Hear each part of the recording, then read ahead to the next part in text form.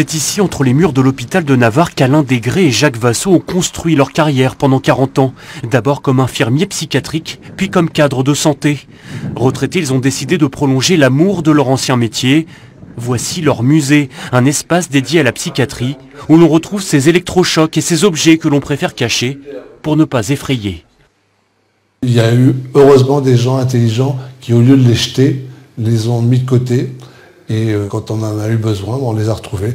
C'est la même chose pour tous les objets de soins. Ce sont des objets de soins anciens qui ont été gardés et qu'on a pu retrouver, ressortir et mettre en valeur.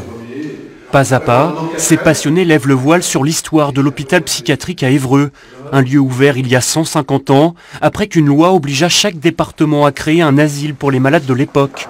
Une ville dans la ville qui accueillit en 1920 jusqu'à 1000 patients, coupés du reste du monde en raison d'un droit de douane autour d'Évreux. Si l'hôpital avait dû se fournir à l'extérieur pour à la fois l'alimentation, les matériaux, etc., elle aurait dû effectivement payer l'octroi. Et vous savez que l'octroi, on le paye une fois pour pénétrer, une autre fois pour en sortir. L'asile a donc longtemps vécu en autosuffisance. D'ailleurs, tous les corps de métier travaillaient sur place. Du plombier au boulanger en passant par le forgeron.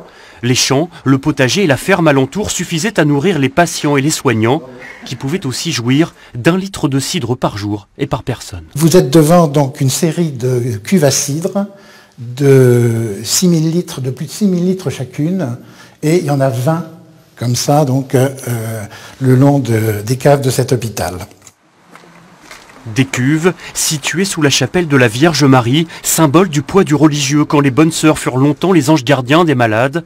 Toute cette histoire est à découvrir chaque premier mercredi du mois.